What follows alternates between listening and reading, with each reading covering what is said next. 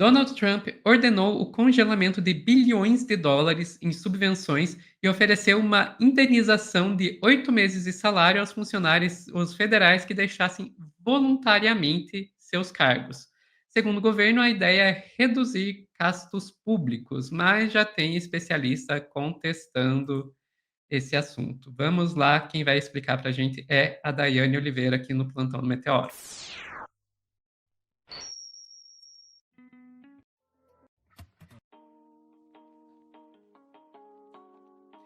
Dai, é um plano de demissão voluntário praticamente, né? Aqui no Brasil a gente chamaria isso de PDV.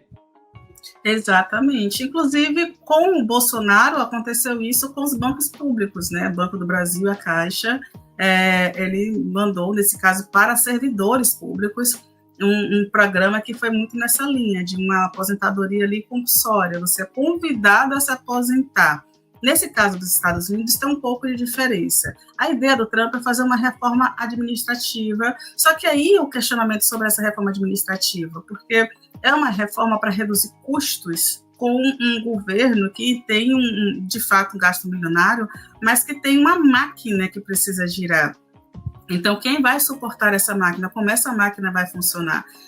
Logicamente, nesse caso, o Trump ele não está mexendo ali nos servidores de carreira, nos servidores que são, como se a gente já falasse aqui, um concurso. Ele está falando dos servidores civis, não também dos militares. Os militares também continuam conservados nos seus postos. Esse é um ponto interessante, né? Um país que adora ir para a guerra e adora gastar dinheiro com guerra, conserva os militares e resolve que outros setores são mais vulneráveis e deveria, então, ter uma redução de custos. Vou te pedir, por favor, Sofia, um detalhe, que a quantidade de servidores que receberam e-mail afeta bastante, que são 2 milhões de servidores que receberam e-mail. Vou te pedir, por favor, para trazer a matéria que fala sobre essa articulação aí do Donald Trump, essa decisão do Donald Trump, por favor. O governo de Donald Trump ofereceu um incentivo financeiro para 2 milhões de funcionários federais se demitirem. A medida faz parte do plano do presidente de fazer uma reforma administrativa. Os detalhes na reportagem de Priscila Esbeck. O presidente dos Estados Unidos, Donald Trump, ofereceu incentivos para que funcionários públicos em tempo integral deixem seus cargos como parte do seu plano de fazer uma reforma administrativa no país. O novo governo ordenou que todos os servidores retornassem ao escritório para trabalhar presencialmente na semana passada, mas muitos deles tinham acordos de trabalho flexíveis após a pandemia. O programa de demissão voluntária permite que os interessados em deixar o cargo continuem a receber salários até 30 de setembro, mas sem precisar trabalhar presencialmente. Nesse meio tempo, suas funções seriam reduzidas ou eliminadas. Os servidores têm até o dia 6 de fevereiro para decidir se desejam participar. O programa é destinado apenas aos funcionários civis, trabalhadores do setor público que não são militares e não ocupam cargos políticos. Um servidor que recebeu o e-mail disparado em massa pelo governo sobre a medida disse à CNN que as pessoas estão atordoadas, irritadas, perplexas e um pouco assustadas com as propostas da nova administração. A medida, sem precedentes aqui nos Estados Unidos, é uma tentativa de Donald Trump de cumprir sua promessa de campanha de combater o que ele chama de Estado profundo e reduzir drasticamente os custos do governo americano. Desde o primeiro mandato, Trump alega que existe um Estado profundo dentro do governo americano, composto por burocratas que buscam minar sua administração e impedir a implementação de suas políticas. O conceito também engloba a crítica ao excesso de burocracia e aos custos da administração pública, que, segundo o republicano, tornam um Estado inchado e caro. Os Estados Unidos têm cerca de 2 milhões e 300 mil funcionários civis, excluindo o serviço postal. As agências relacionadas à segurança são responsáveis pela maior parte da força de trabalho federal, mas centenas de milhares de pessoas trabalham em funções que supervisionam o atendimento médico de veteranos, inspecionam a agricultura e pagam as contas do governo, entre outras funções. A participação dos funcionários federais representa menos de 2% da força de trabalho total do país e vem diminuindo há décadas. Integrantes do alto escalão da administração Trump disseram que o plano poderia economizar ao governo até 100 bilhões de dólares e que o objetivo é ter uma força de trabalho mais simplificada e flexível. Wix te dá o poder da inteligência. Não vamos fazer propaganda de graça para outra pessoal, mas vamos lá. Dai, Então, é o que se esperava. É o que se esperava. Nisso ninguém pode acusar o Trump de estelionato eleitoral. exatamente, ele falou durante todo o seu processo eleitoral que era interessante enxugar folha, que se tinha uma burocracia muito grande, que se gastava muito, mas eu acho que fica muito evidente quando a gente compreende justamente isso, que atualmente os Estados Unidos possuem cerca de 2,3 milhões de funcionários públicos federais, destes 1,1 milhão operava um sistema híbrido que estava ali em casa e nos locais, enquanto 228 mil trabalhavam completamente de suas casas. O Trump ele já obrigou cerca de 1 milhão e 200 mil pessoas a voltarem ao trabalho, mais ou menos 1 milhão de pessoas já voltaram ao trabalho de forma presencial, e a ideia do Trump é uma ideia muito de chefe de CEO mesmo, tipo, olha, tem que voltar para melhorar a produtividade, para aumentar a produtividade, sendo que a gente teve justamente na pandemia vários debates e vários estudos que comprovaram que funcionários trabalhando ou híbrido ou em home office produziam mais, inclusive, do que trabalhando muitas vezes nos seus escritórios. Então, isso é extremamente relativo, não dá para falar de produtividade em massa com esse argumento de a produtividade melhora porque a pessoa está nesse espaço aqui, não em casa. Inclusive, uma reclamação durante a pandemia foi justamente que, pelo fato de estar em casa, as pessoas estavam trabalhando até mais do que, a carga horária maior do que dentro dos escritórios, e por aí vai. Isso realmente é uma justificativa que só funciona na cabeça de quem votou no Trump e que não está sendo afetado com as medidas dele até agora. Por quê, Sofia?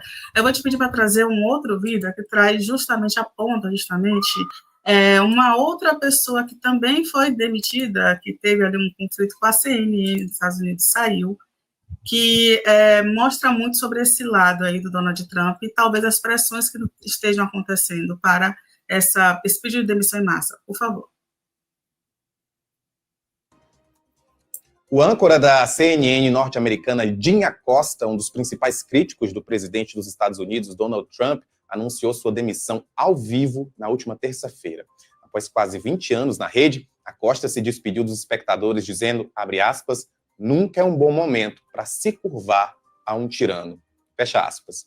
De acordo com o New York Times, a decisão foi tomada após Jim Acosta entrar em conflito com a CNN devido à mudança do programa dele para meia-noite.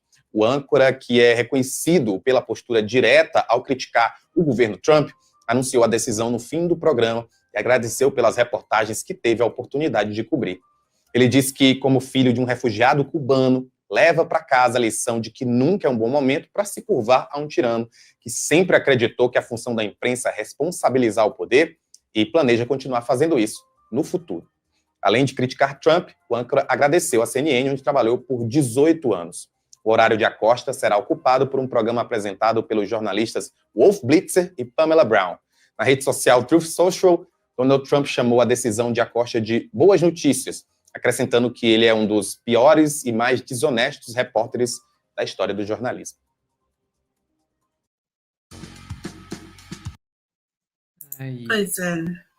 Pois é, Sofia. Então, essa mudança do Donald Trump não afeta apenas os servidores ali, inclusive servidores que são responsáveis por pagamento de contas, são responsáveis por fazer um serviço humanizado dentro da máquina estatal, mas também com demissões, né, de funcionários, de empresas, de comunicação que não cederam, não baixaram a cabeça e não aceitaram essa dinâmica violenta, agressiva do Donald Trump. Inclusive, a gente vai falar mais do Donald Trump hoje, porque ele aprontou mais algumas aí, né, de ontem para hoje, esses últimos 2 dias, mas é o pior, de fato, o pior cenário que a gente poderia imaginar dos Estados Unidos, que todos sabíamos que ia ser muito ruim.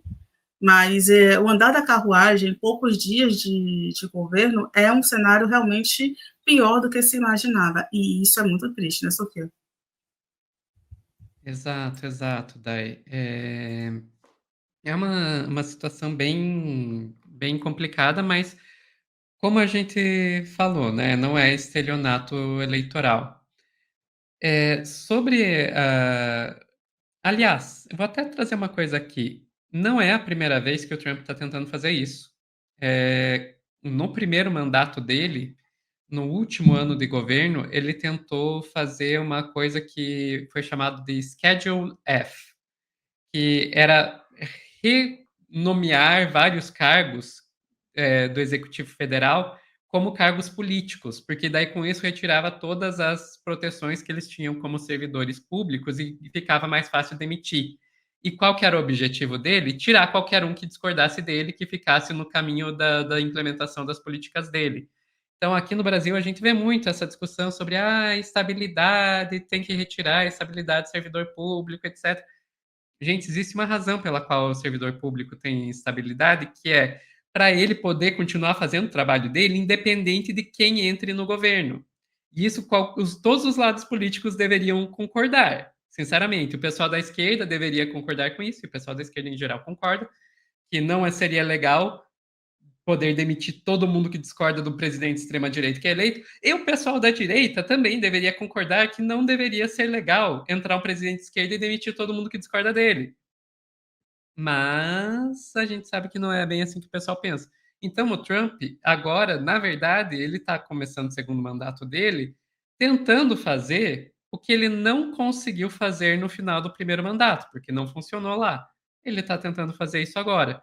E isso que é o que ele chama de combater o Deep State. O que é combater o Deep State? É limar do serviço público qualquer um que discorde dele. Enfim, mas é isso. E assim, se preparem. Vai ser 4 anos disso. Vai ser 4 anos disso. Agora ele já está no segundo mandato. Ele está muito mais forte que no primeiro e muito mais experiente que no primeiro. Ele provavelmente vai fazer um estrago muito maior também. E só uma coisinha antes da gente encerrar. A Gabriela Dorf colocou aqui como ele vai assediar o servidor se ele estiver em casa, sobre essa questão do home office.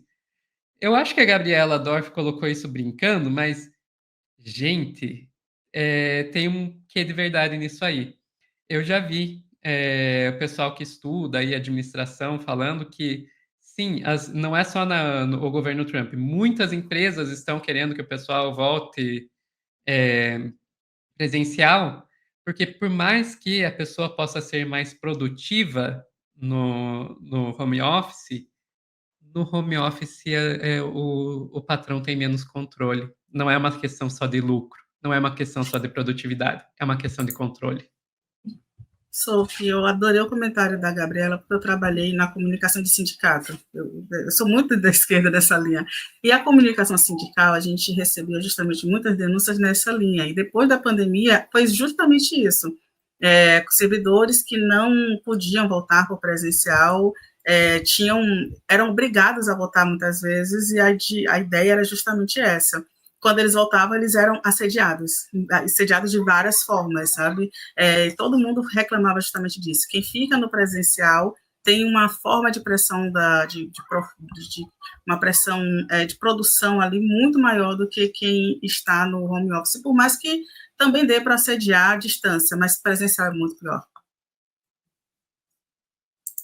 Exato, exato. Ficamos por aqui, Dai? Ficamos, Sophie.